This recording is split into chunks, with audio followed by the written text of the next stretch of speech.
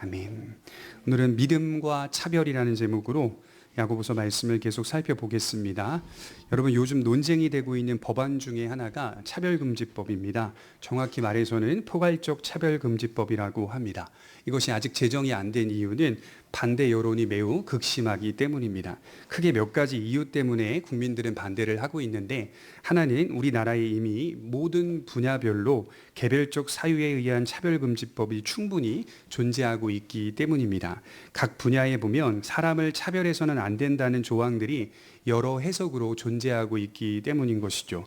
특히 노동법 같은 경우에도 이미 그 안에 차별해서는 안 된다는 조항들이 들어가 있기 때문입니다. 그래서 다시 또 이렇게 복수적인 형태로 포괄적 차별금지 법안을 제정할 이유는 없다라고 이야기하는 것이죠. 또 다른 하나는 현재 제정하려고 하는 포괄적 차별금지법 안에 들어가 있는 잘못된 독소 조항들이 있기 때문입니다.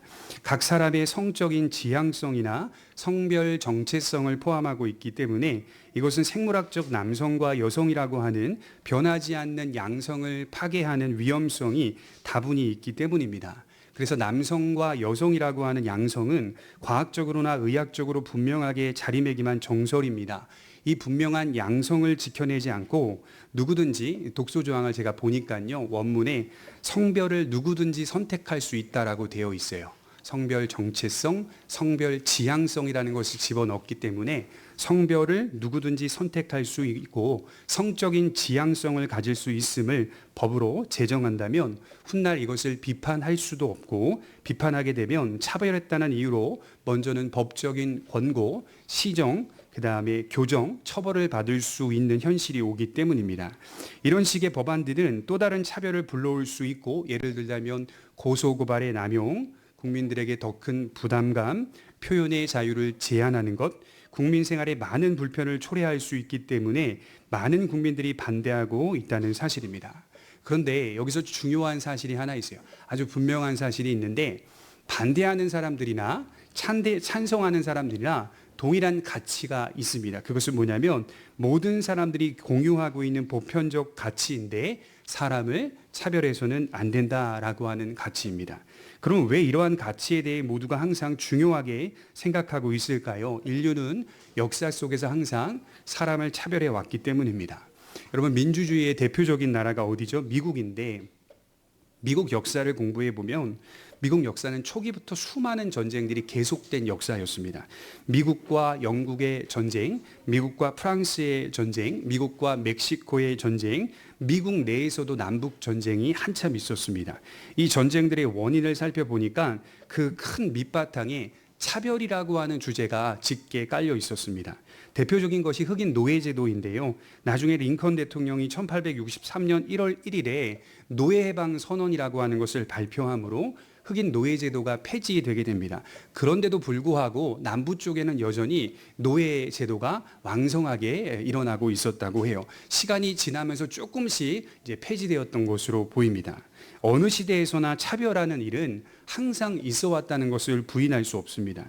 물론 고대보다는 현대 사회가 사람을 차별하는 정도가 분명히 덜합니다. 그럼에도 불구하고 사람을 차별하는 일은 여전히 존재하고 있다는 사실인 것이죠.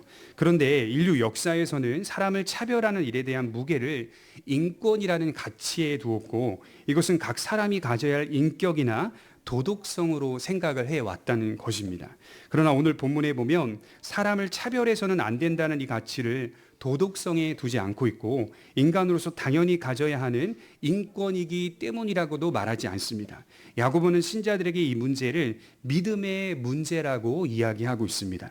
신자가 사람을 차별하지 않아야 하는 것은 바로 우리가 창조주 하나님 앞에 서 있는 믿음의 문제요, 구속주 예수 그리스도 앞에 서 있는 믿음의 문제라는 사실을 인식시켜주고 있습니다. 결론적으로 보면 성경은 차별이 각 사람의 인격 문제가 아니라 각 사람의 믿음의 문제다, 또는 신적인 문제라고 접근시키고 있습니다. 물론 믿음은 인격을 포함하고 있기 때문에 인격적인 요소가 분명히 있습니다. 하지만 그 인격이 믿음에 근거하고 있다는 사실을 말하며, 그렇기 때문에 도덕적인 문제가 아니라 신적인 문제라는 사실을 분명하게 가르치고 있는 것입니다. 그래서 그리스도인들의 인격을 우리가 보통 성화라고 하죠. 믿음이 시작되면 무엇이 시작됩니까? 성화가 시작된다고 하잖아요. 믿으면 구원받는다라는 말도 맞는 말이지만 믿은 즉시 나타나는 우리 속의 역사는 성화가 시작이 됩니다. 여러분, 세상은 성화라고 하는 개념이 없어요. 성화라고 하는 개념은 하나님 앞에서 죄인이 하나님을 날마다 인식하며 성장해 가는 것을 성화라고 말을 하는 겁니다. 그러나 세상에서는 이런 개념이 전혀 없기 때문에 그저 자기 자신의 도덕성에 무게중심을 두고 있는 것이죠. 우리 그리스도인들에게는 믿음과 성화가 항상 함께 결부되어 있는 문제입니다. 믿음은 곧 성화로 이어지게 된다는 사실이겠죠. 그래서 오늘 기록된 사람을 차별하는 사건 또는 이런 실제적인 예는 사실상 인격의 문제나 도덕적인 문제가 아니라 우리가 가진 참된 경건 또는 믿음의 문제라고 말씀을 하고 있습니다. 몇 가지를 좀 살펴보면 첫 번째로는 기독교 신앙 전체는 예수 그리스도라는 사실을 분명하게 말해주고 있습니다. 여러분 1절을 한번 보실까요? 2장 1절입니다. 같이 읽겠습니다. 시작. 내 형제들아, 영광의 주 곧 우리 주 예수 그리스도에 대한 믿음을 너희가 가졌으니 사람을 차별하여 대하지 말라. 예수님의 동생 야고보는 지금 초대교회 성도들에게 사람을 차별하여 대하지 말라고 말씀을 하고 있죠. 그런데 흥미로운 것은 사람을 차별하여 대하지 말라고 하는 이유가 그렇게 하면 너희들 나쁜 사람이야, 그건 나쁜 인격이야, 그건 도덕적으로 옳지 않은 행동이야 라고 말하기보다는 이렇게 표현하고 있어요. 우리 주 예수 그리스도에 대한 믿음을 너희가 가졌으니, 이렇게 표현을 하고 있어요. 이것을 믿음의 문제로 우리에게 접근시켜주고 있어요. 우리가 가진 믿음의 대상과 내용을 말해주고 있는 대목입니다. 여러분, 기독교 신앙 전체는 무엇을 말합니까? 성경 전체가 믿음의 대상을 가르치기를 주 예수 그리스도다라고 표현하고 있어요. 죄인된 인간은 누구도 예수 그리스도가 아니면 하나님 아버지께로 나아갈 수 없다라고 말합니다. 죄를 속량받을 수 없습니다. 그래서 기독교 신앙 전체는 예수 그리스도라고 해도 과언이 아닙니다. 믿음의 대상이 예수 그리스도라면 믿음의 내용은 무엇일까요? 그 역시도 예수 그리스도다라고 말씀을 하고 있어요. 크게 보면 성경 전체라고 할 수 있겠지만 성경 전체가 우리들을 끌고 가는 방향과 목표는 예수 그리스도요, 예수 그리스도의 가르침입니다. 바울은 고린도후서 8장 9절에 말하기를 우리 주 예수 그리스도의 은혜를 너희가 알거니와 부요하신 이로써 너희를 위하여 가난하게 되심은 그의 가난함으로 말미암아 너희를 부요하게 하려 하심이라. 고린도 교회 성도들이 예수님의 은혜를 알고 있습니다. 그것은 어떤 은혜였을까요? 십자가의 사랑만을 말하지 않고 더 크게 바라보고 있어요. 예수님은 누구시냐? 부요하신 이로써, 부자라는 거예요. 세상 어떤 사람들 다 부자로서 부요하신 이로써 너희를 위하여 가난하게 되심은 그의 가난함으로 말미암아 너희를 부요하게 하려 하심이라 라고 표현하고 있어요. 그분의 사랑의 정점은 십자가였지만 그분의 삶 전체가 그리스도인들에게 모본이 되어야 한다라고 말씀을 하는 겁니다. 여러분, 모본이 뭘까요? 한글 사전에 보니까 본보기가 되는 것이라는 뜻이에요. 그리스도인들에게 모본은 예수님입니다. 예수님이라고 하는 목표와 방향은 우리가 놓쳐서는 안 되는 것이죠. 본받아야 할 삶이라는 뜻입니다. 그렇기 때문에 오늘 야고보는 오늘 이 문제를 예수님을 본받음의 문제로 보고 있는 거예요. 우리가 예수님의 일생을 모본으로 삼아야 참된 믿음이라는 사실을 밝히고 있습니다. 여러분, 우리가 교리를 배우는 목적이 뭘까요? 가장 중요한 것은 진리에서 벗어나지 않기 위해서 교리를 배웁니다. 그것은 매우 중요한 일이고 가장 우선적으로 선행되어야 할 일입니다. 여러분, 천주교회에 등록하게 되면 천주교 신자들은 제일 먼저 교리 공부를 시작을 합니다. 그들이 만든 교회의 권위와 전통에서의 교리를 배우기 시작합니다. 우리는 성경의 권위를 가장 중요하게 여기는데 천주교회는 교황과 천주교회에서 세운 전통을 가장 중요하게 여깁니다. 그것을 먼저 등록한 성도들에게 가르치기 시작합니다. 그러니 성경을 정직하게 먼저 읽게 하지 않고 천주교회의 전통에 따라 작성된 교리를 공부하는 것이 먼저라는 것이죠. 굉장히 큰 부작용이 있는 겁니다. 그러나 사도들과 종교개혁자들은 교인이 교회에 등록하게 되면 성경과 함께 교리 공부를 시작합니다.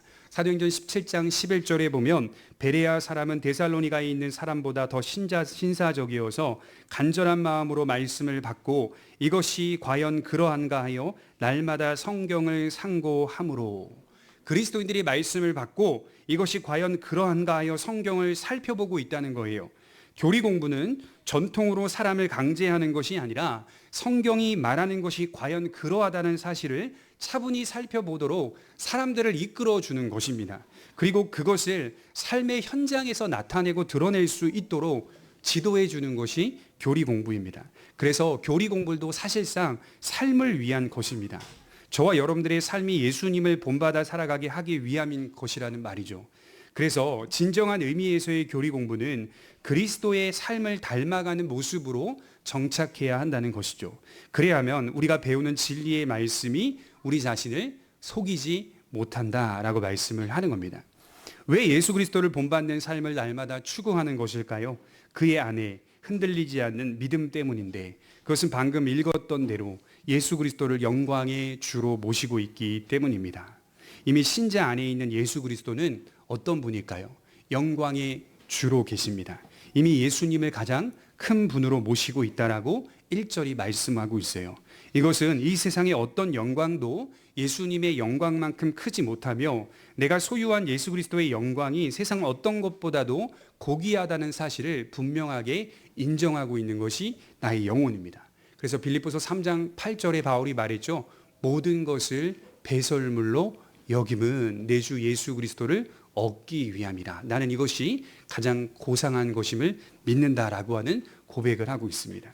영광의 주라고 하는 것이 어떤 의미인 걸까요? 만유의 주인으로서 일반적인 주권자, 만왕의 왕, 이 정도로 고백하는 것이 신자의 영혼일까요? 그렇지 않습니다. 영광의 주란 그분이 나의 주인이시기 때문에 내 속에서 주재권을 행사하신다라고 하는 뜻입니다. 주재권을 행사하신다는 것이 무슨 말일까요? 갈라디아서 2장 20절에 보면 바울이 내가 그리스도와 함께 십자가에 못 박혔나니 그런즉 이제는 내가 산 것이 아니요 오직 내 안에 그리스도께서 사시는 것이라. 이제 내가 육체 가운데 사는 것은 나를 사랑하사 나를 위하여 자기 자신을 버리신 하나님의 아들을 믿는 믿음 안에서 사는 것이라. 나 구원받았어. 이것으로 끝나지 않죠. 바울은 내 안에 예수 그리스도가 살고 있다라고 하는 사실을 고백하며 나는 그를 믿는 믿음 안에서 산다. 그분이 내 속에서 주재권을 오늘도 행사하고 있다라고 하는 사실을 고백하고 있는 것이죠. 바울이 주님을 만났을 때 그분을 온 세상의 주권자로 믿을 뿐 아니라 자신 안에 주재자로 믿었던 것입니다. 그러므로 이제 나는 그분께 순종하고 그분은 나를 맡아서 일을 처리하시는 분으로 여겼다는 말입니다.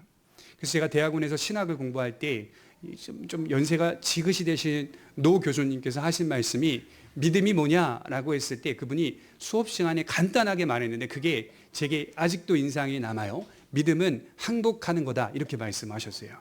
믿음은 항복이다 이렇게 말씀을 하셨어요.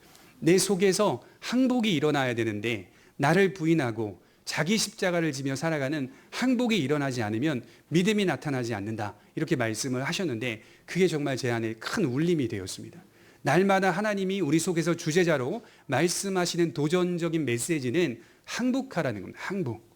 하나님의 뜻 안에서 항복하며 하나님이 기뻐하시는 길을 추구하라. 나를 부인하라 라고 말씀을 하고 있다는 것이죠. 이런 예수님에 대한 믿음이 있다면, 영광스러운 그분을 모신 자로 살고 있다면 그는 사람을 차별해서는 안 된다라고 말씀을 하고 있습니다. 여러분, 왜 차별이라고 하는 주제가 불쑥 기록된 것일까요?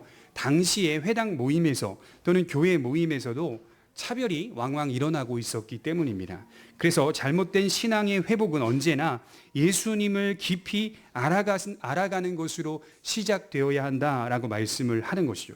히브리서 3장 1절에 보면 그러므로 함께 하늘의 부르심을 입은 거룩한 형제들아 우리의 믿는 도리의 사도시며 대제사장이신 예수를 깊이 생각하라. 내가 지금 올바른 길을 걷고 있지 않아요. 내가 그걸 깨달아요. 그러면 나는 그걸 내가 알았기 때문에 고쳐야지. 보통은 되게 이렇게 사람들이 단계를 밟아가는데 성경은 그리스도인들은 2단계가 아니라고 말을 해요. 우리가 잘못된 길을 걸어갈 때 수정할 수 있는 힘은 예수를 깊이 생각하라. 여기서 출발하라고 합니다. 나 잘못 살았지 돌이키자. 이게 안 되는 거예요, 인간은. 그러니까 우리가 해야 할 것은 예수를 깊이 생각하라. 예수 그리스도를 모본으로 삼으라. 그럼 우리가 방향성을 잃지 않는다고 말씀을 하는 겁니다. 그것이 우리의 힘과 능력이라고 하는 거예요. 둘째로 살펴볼 것은 차별이라고 하는 주제는 간단한 문제가 아니라는 사실입니다. 2절부터 4절에 보시면 2장 2절에서 4절을 다시 보시면 만일 너희 회당에 금가락지를 끼고 아름다운 옷을 입은 사람이 들어오고 또 남루한 옷을 입은 가난한 사람이 들어올 때에 너희가 아름다운 옷을 입은 자를 눈여겨보고 말하되 여기 좋은 자리에 앉으소서 하고 또 가난한 자에게 말하되 너는 거기 서 있든지 내 발등상 아래에 앉으라 하면 너희끼리 서로 차별하며 악한 생각으로 판단하는 자가 되는 것이 아니냐. 아직 기독교회가 자리를 잡지 못했던 과도기에는 교회라고 하는 명칭이나 회당이라고 하는 명칭이 서로 섞여 사용되곤 했다고 해요. 크게 구분짓지 않았다라고 합니다. 그래서 모이는 집회 장소를 회당이라고 하기도 했으며 교회라고 말하기도 했습니다. 왜냐하면 기독교인들은 대체로 처음에는 유대인들이었기 때문입니다. 그런데 이 교회 모임 가운데 사람을 차별하는 일이 흔하게 발생하고 있었습니다. 우리가 실망스러운 것은 뭘까요? 이런 일들이 세상 속에서 일어난다면 그렇다 치더라도 교회에서 빈번하게 일어나고 있기 때문에 우리는 실망하는 것이죠. 그러나 초대교회 역시 죄인인 인간들의 모임이기 때문에 모두가 변해야 할 대상이라고 말씀을 드리는 겁니다. 문제는 변화되려고 하지 않는 사람들이고 동시에 그 변화를 촉구해야 할 지도자들의 가르침이 없는 게 문제입니다. 그러니까 오늘날 교회에도 문제는 많아요. 진짜 문제는 뭘까요? 그 교회의 신자들이 변화될 마음이 없는 게 진짜 문제입니다. 정말 예수님을 믿고 나서 변해야겠다는 마음이 있어야 하는데 그 마음이 없는 성도들이 문제입니다. 이걸 무슨 문제라고 말하냐면 신자됨에 대한 깊이 있는 묵상을 하지 않는 게 문제다. 내가 신자네? 내가 신자가 되었네? 라고 했을 때 끝나는 게 아니라 그럼 신자됨이라고 하는 것이 뭘까? 그래서 믿음은 doing이 아니라 being이라고 하잖아요. 영어로 보면 doing은 무엇을 한다는 거, being은 그 속에 있는 상태를 의미하잖아요. 믿음은 being이라고 하잖아요. doing이 아니거든요. 신자됨에 대한 묵상이 없는 겁니다. 또 다른 문제가 있는데 교회의 가르침이 성도들에게 변화를 촉구하지 않고 있다는 것입니다. 바른 가르침을 통하여 양심이 찔리고 회개하며 은혜를 구하는 진리의 메시지가 없다는 사실입니다. 목회자나 신자들이나 모두가 그저 지금의 형편에 만족하면서 신앙생활을 하고 있는 게 문제라고 말씀을 드리는 겁니다. 여러분 마태복음 17장 4절에 보시면 우리가 잘 아는 말씀이 나오는데 베드로가 높은 산에 올라가 변화된 예수님을 보고 내려가지 말자고 쪼르는 장면이 나와요. 예수님 여기 초막 셋을 지읍시다 라고 말씀을 해요. 마태복음 17장 4절에 보면 베드로가 예수께 여쭈어 이르되 주여 우리가 여기 있는 것이 좋습니다. 만일 주께서 원하시면 내가 여기서 초막 셋을 짓되 하나는 주님을 위하여 하나는 모세를 위하여 하나는 엘리야를 위하여 하리이다. 베드로는 지금 어떤 마음을 갖고 있죠? 여기 있는 것이 좋습니다. 내려가지 말자는 거예요. 그냥 이 산에서 주님의 그 광채를 보며 모세의 그 광채를 보며 엘리야의 그 광채를 보며 우리끼리 오손도손 살자. 극단적으로 말하면 이런 겁니다.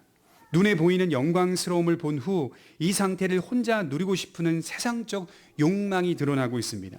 이후에 주님은 무엇을 해야 됩니까? 내려가셔서 죄인들을 위하여 구원하시는 속량의 역사를 이루셔야만 했습니다. 동시에 베드로는 뭘 해야 됩니까? 예수님을 만나기 전까지 주님의 부르심에 순종해야 할 제자로서 하나님이 기뻐하시는 사명의 그 일들을 감당해야 하는 것이 베드로의 인생입니다. 이 모든 것을 망각한 채 다시 말해 신자가 살아내야 할 인생을 망각한 채 성숙해야 할 인생을 망각하고 더 나아가 주님의 길까지 방해하고 있는 것이 베드로의 모습이라고 할 수가 있죠. 오늘 야고보는 잘못된 교회의 모습을 보면서 변화를 촉구하고 있어요. 그래서 우리는 이 대목을 단지 비판의 그림으로만 보지 마시고 내가 그럴 수도 있고 우리 모두가 그럴 수 있다는 사실로 눈여겨보셨으면 좋겠어요. 솔직하게 저와 여러분들도 항상 공정하게 사랑과 긍휼로 각 사람을 대하지는 않았을 것입니다. 이거 간단한 문제가 아닙니다. 오늘 기록된 이 그림은 사실상 누가 보아도 차별하는 그림이지만 우리 삶 속에 들어와 있는 다양한 정황들 속에 반응하고 있는 나의 모습들을 정직히 살펴보면 우리 또한 알게 모르게 사람을 차별하는 모습으로 나타날 수 있었음을 조심스럽게 인정하셔야 합니다. 오늘 본문은 대표적인 차별을 말하는 것이고 이 차별의 토대가 되는 것은 우리가 평생 싸우고 씨름해야 할 나의 죄된 욕망이라는 사실입니다. 그래서 지난주 1장 27절에 보면 하나님 아버지 앞에서 정결하고 더러움이 없는 경건은 참된 경건에 대해서 지난주 배웠죠. 참된 경건에 대한 가르침을 또 다른 방식으로 지금 말씀을 하고 있는 것입니다. 이제 초대교회 성도들이 회집하여 예배를 드리려고 할 때 갑자기 금가락지를 끼고 아름다운 옷을 입은 사람이 교회 문을 열고 들어옵니다. 어떤 분들은 이 대목이 그저 상징적인 측면이라고 말하지만 여러분 고대에서는 이런 모습은 굉장히 흔한 실제적인 모습이라고 해요. 실제로 일어난 일을 야고보는 지금 묘사하고 있는 겁니다. 왜냐하면 당시 사람들이 흔하게 나타내 보이는 삶이었기 때문입니다. 로마 영화 좋아하시죠? 로마 시대 영화를 보면요, 종종 계급이 높은 자들이 남자나 여자 할 것 없이 여러 액세서리를 하고 있는 것을 보곤 합니다. 그건 각색한 게 아니라 당시 지배계층들이나 부한자들의 일상이었다고 해요.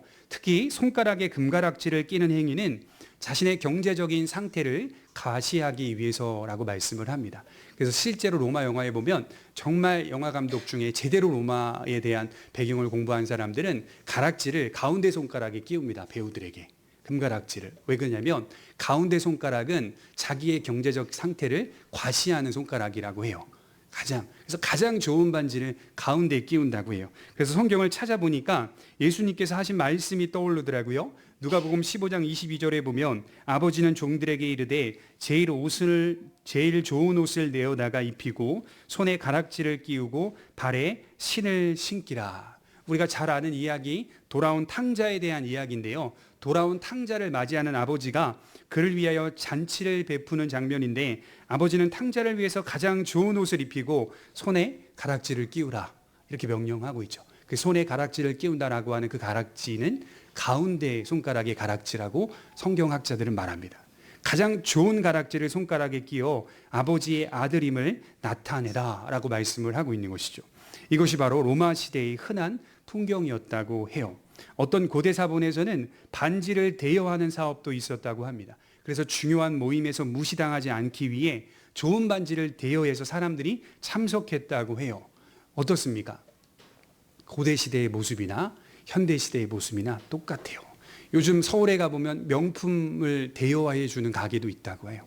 사기에는 너무 아깝고 중요한 자리에 나갈 때 잠깐이나마 명품 가방이나 어떤 제품들을 빌려서 나가는 일들이 빈번하다고 해요. 그래서 그 대여하는 사업소가 굉장히 잘 되고 있다라고 하는 사실을 이제 복원을 합니다. 그런데 그런 사람이 교회에 들어오자 신자들이 그를 눈여겨보았다. 3절이 그렇게 말해요. 그냥 본 게 아니라 눈여겨보았다. 그리고 그에게 말하기를 여기 좋은 자리에 앉으소서라고 제안합니다. 직역하면 가장 높은 자리를 말하는 것이고 의역하면 당신은 중요한 사람이니 가장 중요한 자리에 앉으십시오라고 말씀을 하는 겁니다. 그래서 제가 이렇게 좀 찾아보니까요, 고대의 교회당, 이 회당의 그 자리를 자세히 보니까 이게 그 나무 의자 또는 이제 돌 의자 같은 것들이 많이 배치되어 있지 않았다고 해요. 그래서 상석이라고 하는 자리는 항상 앞쪽에 몇 개의 좌석만 배치가 되어 있고 대체로는 그냥 이제 앉아서 모임을 가졌다고 합니다. 그러니까 이 앞에 있는 좋은 자리에 앉으소서, 나무 의자나 돌 의자 같은 좋은 자리로 만들어 놓은 그 자리에 그 사람을 앉히려고 제안을 하고 있는 것이죠.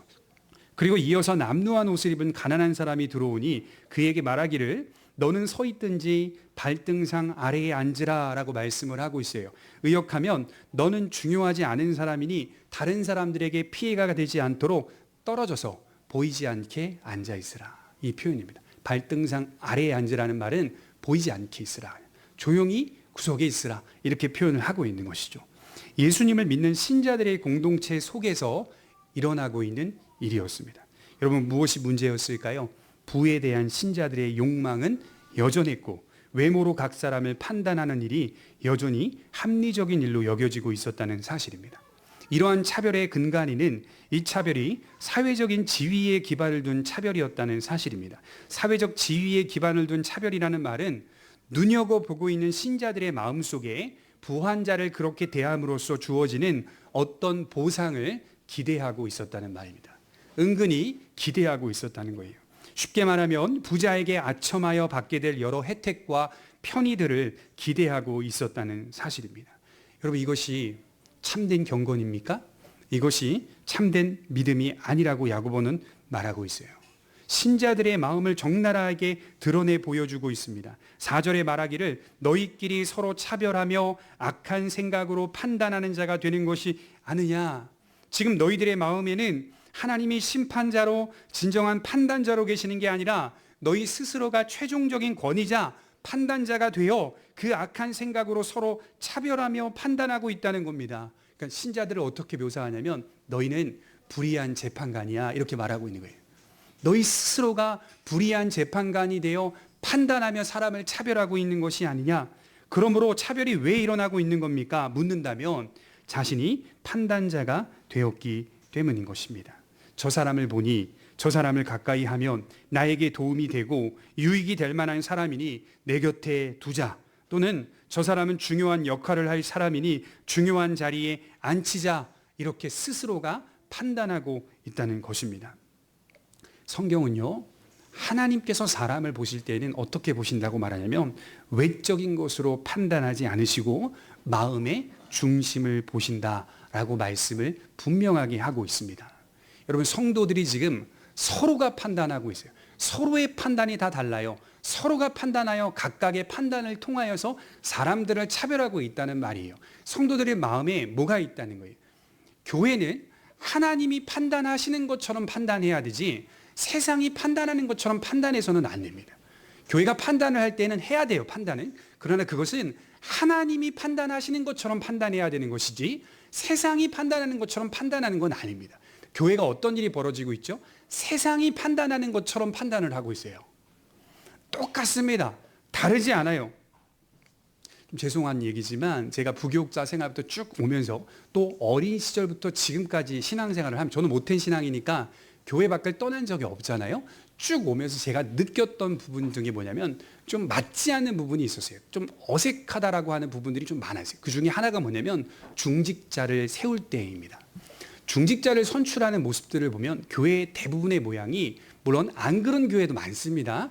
대체로는 사회적인 지위가 있는 사람들이 장로님이 된다거나 또는 사업을 하시는 분들이 장로님이 된다거나 중직을 맡는 분들이 대체로 사회 속에서 나름대로는 교회의 평균 기준보다는 부한 사람들이 세워지는 것을 저는 많이 봤거든요. 믿음이 좋아서 부한 사람이 세워진다라고 하면 저는 인정합니다. 바람직한 모습 중에 더 바람직한 모습일 수 있다고 생각을 해요. 귀한 일 할 수 있으니까. 그러나 제가 느꼈던 어린 시절의 경험은 그렇지 않은 부분들이 대부분이었습니다. 이상했어요. 뭔가 이상했어요. 그게 맞지가 않은 것 때문에 고민하고 갈등하면서 여기까지 왔습니다. 여러분, 교회가 교인들이 중직을 선출할 때에는 그 중직이 얼마나 많은 재산을 갖고 있고 사회에서 얼마나 큰 지위를 갖고 있으며 사업을 하냐 안 하냐가 있느냐, 공무원이냐 공무원이 아니냐, 이것으로 판단하여 중직을 세운다는 것 자체가 사실은 말이 안 됩니다. 사실은 말이 안 돼요. 그래서 어떤 교회가 교인들이 등록할 때 제가 이제 설교 준비를 하다가 여러 교인들을 또 이제 조사를 해보고 판방하지 않습니까? 물어보기도 하고 교인 등록 카드를 봤는데 해서는 안 되는 그런 질문들이 있어요. 학력을 묻는 거, 고향을 묻는 거, 그다음에 직업을 묻는 거. 이 세 가지는 교회가 새로운 신자에게 묻지 말아야 할 질문이거든요. 근데 이 세 가지를 굳이 꼭 묻는 교회들이 있더라고요.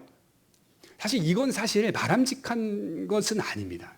교회가 이렇게 물어봐야 될 것은 아니라는 거예요. 그래서 저도 좀 죄송하지만 저희 교회 등록 카드를 또 열어봤어요. 우리는 어떻게 돼 있나? 거기 보니까 거기에 학력이 나와 있어요. 학력을 묻는 기독교 서점의 기성품이거든요. 기성품? 거기에 그런 게 나와 있어요. 근데 또 다행히도 제가 우리 교인들이 새로 왔을 때는 그거를 주면서 거기에 형광펜으로 칠해놨더라고요. 써야 될 것만. 거기에 이제 노란 형광펜으로 학력 이런 부분들은 다 쓰지 않도록 제가 체크를 해놨어요. 기성품에도 그게 되어 있어요. 이게 사실은 성경적으로 올바른 건 아니라고요. 자연스럽게 교제하며 그분이 사업을 하는 사람인지, 그분이 얼마나 좋은 대학을 나왔는지 자연스럽게 아는 것은 괜찮아요. 근데 교회가 처음부터 그것을 알기 위하여 아는 것은 교회로서의 성격을 상실해 버린 거예요. 그래서 어린 시절 제가 중직자를 선출하는 그런 것들을 보면서요. 우리 교인들이 믿음이 좋아서 중직을 세우고 인격이 정말 믿음과 함께 성숙하여 세워지는 것이라면 정말 박수 받아야 될 그런 일이지만 그게 아니라면 굉장히 위험할 수 있겠구나라는 생각들을 되게 많이 하면서 해왔습니다. 다행히도 제가 전도사 사역을 했던 교회들 몇 군데를 이제 지나오면서요. 그 교회의 장로님들을 보면서 정말 많이 깨달았어요. 믿음이 다 좋으신 분들이고요. 사회 속에서는 그렇게 높은 지위를 가진 분들이 아니었어요. 정말 누구보다도 평범하신 분들인데 그분들이 장로님이 되셔서 교회를 치리해 가는 걸 보는데요. 교회를 사랑하고 성도들을 사랑하고 성도들의 가정을 지원해 주는 것을 제가 굉장히 많이 보았습니다. 그런 신앙의 모습이 우리 교회 공동체에 나타나야 하나님이 기뻐하시는 판단을 하고 있는 거예요. 교인들이 그렇게 중직자를 세우고 교회가 세워져 가기를 간절히 바라는 모습은 예수 그리스도의 통치를 받고 있는 증거라고 말씀을 드릴 수 있습니다. 그런데 오늘 모습을 보십시오.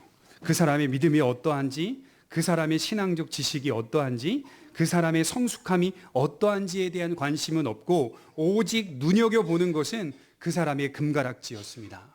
그 사람의 가장 좋은 옷이었습니다. 그저 보이는 것으로만 초대교회 성도들도 판단하고 있었다는 사실입니다. 부에 대한 욕구, 자기를 과시하는 일, 외모만을 중요하게 여기는 태도, 부한 자를 향한 아첨, 신자가 이러한 자세와 태도로 예수님을 믿을 수는 없다는 거예요.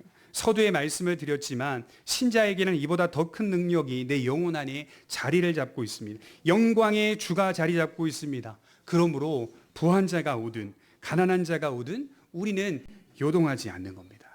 믿음으로만 사람을 판단하는 겁니다. 자신이 최종 판단자가 아니요 오직 하나님만이 참된 판단자요 나의 표준은 내 눈이 보기에 좋은 대로가 아니라 오직 하나님의 말씀이라는 사실입니다. 내 현실은 항상 하나님의 말씀이 판단자가 된다는 거예요. 우리가 왜 실수하고 넘어질까요? 이유는 우리 속에 나름대로의 판단이 서 있기 때문입니다. 여기 의심이라고 할 수가 있는데요. 여기 보면 차별이라는 단어가요. 참 흥미롭게도 디아크리노라는 단어인데요. 이게 1장에 기록된 의심이라는 단어와 같은 단어라고 합니다. 이 의심이라고 하는 것은 어떤 걸 말할까요? 내 속에 두 마음이 있다는 거예요. 이 의심은.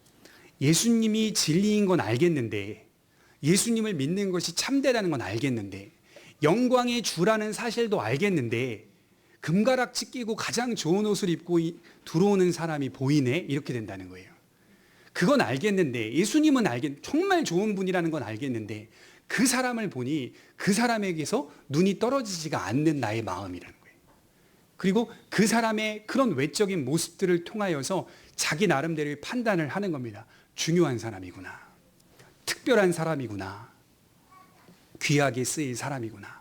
그 사람이 가지고 있는 믿음은 전혀 살펴보지 않고 그저 그 사람이 갖고 있는 재정적 상태나 경제적 상태를 통하여서 특별함으로 판단을 하고 있다는 겁니다. 이게 우리의 두 마음이, 의심이라는 건 흔들리고 있다는 거예요. 내 마음이. 그런 것을 통하여 뭔가 흔들림이 생기고 있다는 겁니다. 그래도 예수님은 믿겠는데 이렇게 차별하며 살아야 삶이 보장되고 유지된다라고 생각하는 경향이 내 안에서 계속 의심으로 자리를 잡고 있습니다. 두 마음이 내 속에서 싸우고 있는 겁니다. 야고보는 지금 계속해서 되묻고 있어요. 4절에 아니냐, 5절에 하지 아니하셨느냐, 6절에 끌고 가지 아니하느냐, 7절에 비방하지 아니하느냐. 의문문의 형식으로 직설적으로 그리스도인들을 강하게 질책하고 있는 구문입니다.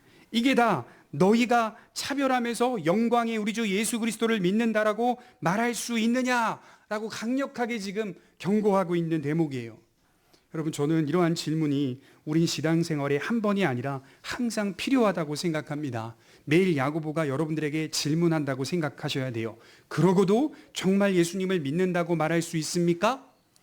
예전에 이제 한경진 목사님이, 영락교회 돌아가신 한경진 목사님이 돌아가시기 전에 나름대로의 이제 그 유명한 목사님들을 초청해서 티타임을 가졌다고 해요. 저도 이제 듣게 되었어요. 가졌는데 목사님실에 다 앉아가지고 한 10분이 넘은 목사님들이 앉아서 대화를 하는데 그렇게 말씀을 하셨대요. 앉자마자 목사님들 정말 예수님 믿으십니까? 이렇게 말씀을 하셨대요. 정말 예수님 믿으십니까? 정말 예수님 믿으세요? 여러분, 이 질문은 정말 중요한 질문인 거예요. 가장 원초적이고 가장 기본적인 건데 그 질문을 하시고 있다가 돌아가셨다고 해요. 그래서 그 질문을 받은 목사님들이 마음에 큰 울림이 되어서 나름대로 인생에 해악이 있고 철학이 있어서 정말 어려우면서도 고차원적인 질문과 이야기들을 하실 줄 알았겠죠. 근데 앉혀놓고 하시는 말씀이 정말 예수님 믿으십니까? 정말 예수님 믿으셔야 됩니다. 이렇게 말씀을 하셨다는 거예요. 우리 성도님도 동일합니다. 정말 예수님 믿으십니까? 정말 예수님 믿으셔야 됩니다. 이게 오늘 야고보가 우리에게 하는 분명한 메시지입니다. 믿음은 분명 행위를 먼저 강조하지는 않지만 참된 믿음은 그리스도를 본받도록 요구하고 있습니다. 그래서 우리는 항상 제대로 믿고 있는지를 스스로에게 물어봐야 합니다. 마지막 세 번째로는 구원의 역사가 나타나는 그 역사의 현장 속에 부자들의 모습을 살펴보라고 야고보가 6절에 말하고 있어요. 6절과 7절을 한번 보겠습니다. 우리 같이 읽겠습니다. 시작. 너희는 도리어 가난한 자를 업신 여겼도다. 부자는 너희를 억압하며 법정으로 끌고 가지 아니하느냐. 그들은 너희에게 대하여 일컫는 바 그 아름다운 이름을 비방하지 아니하느냐. 대체로 역사 가운데 부자들은 그들의 권력과 영향력을 사용하여 신자들을 박해해 왔다는 사실을 아주 분명하게 말해주고 있어요. 여러분, 물론 믿음을 가진 부자들도 있었습니다. 그러나 오늘 말하는 부자는 참된 믿음을 가진 자가 아니라 이러한 불신 부자들은 역사 속에서 항상 성도들을 위협하고 억압하고 박해해 왔다는 사실을 강조하고 있는 겁니다. 다시 제가 빛과 말씀을 드려볼게요. 교회당에 가장 좋은 옷, 이게 특별하다는 뜻이거든요. 특별한 옷을 입고 가운데 손가락에 엄청 빛나는 가락지를 끼고 예배를 드리러 오는 사람은 그리스도인이라고 말할 수는 사실 없는 거예요. 자기 과시 아닙니까? 자기의 경제적 상태를 과시하기 위함 아닙니까? 자기의 특별한 존재를 나타나기 위함 아닙니까? 그런 사람들이 역사 속에 보인 양태는 믿고 있는 신자들을 항상 박해해 왔다는 거예요. 너희가 눈여겨봤지? 그 사람 특별하다고 생각해서 맨 앞자리에 앉히려고 노력했지? 근데 그런 사람들이 너희를 핍박해 왔잖아. 이 얘기하는 거예요. 너희를 항상 고통을 줬잖아. 억압해 왔잖아. 이렇게 말씀을 하는 겁니다. 대체로 이렇게 역사가 흘러왔다는 사실입니다.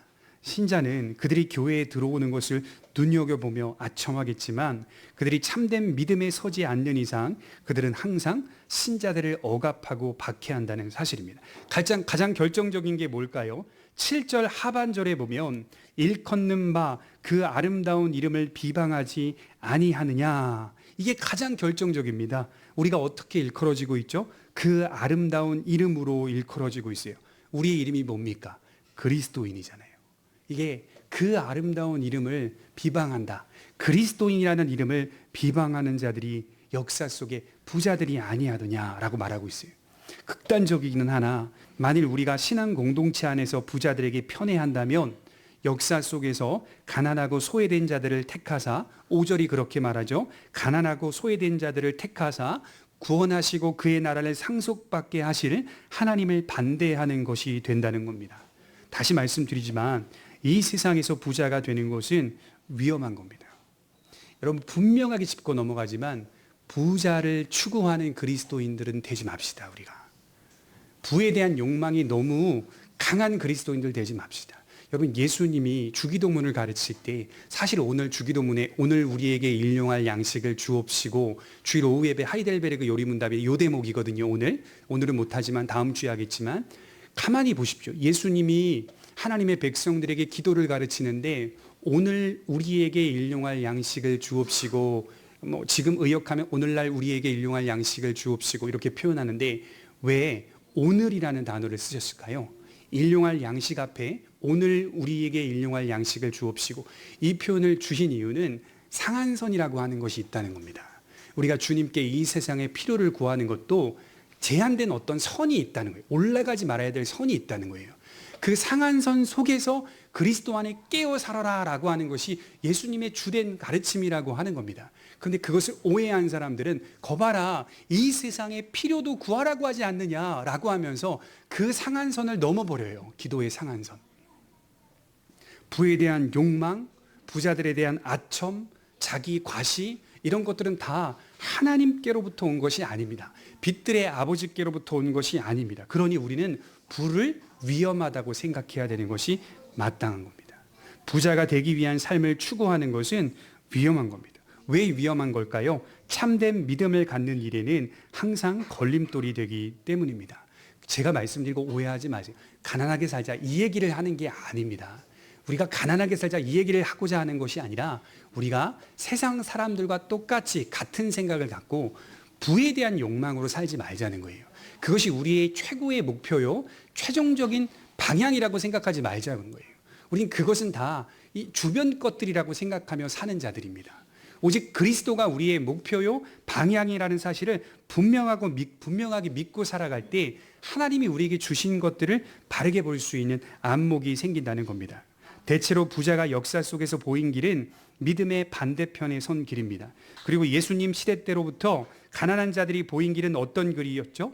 믿음의 길이었고 하나님을 진실로 사랑한 길이 가난한 자들이 보인 길입니다. 그래서 5절을 다시 보면 내 사랑하는 형제들아 들을지어다 하나님이 세상에서 가난한 자를 택하사 믿음에 부요하게 하시고 또 자기를 사랑하는 자들에게 약속하신 나라를 상속으로 받게 하지 아니하셨느냐. 하나님은 역사 속에서 가난한 자를 택하셨다는 거예요. 이거는 심령이 가난한 자를 택했다는 말이 아니라 진짜 재정적으로 가난한 사람들을 택하셨다는 거예요.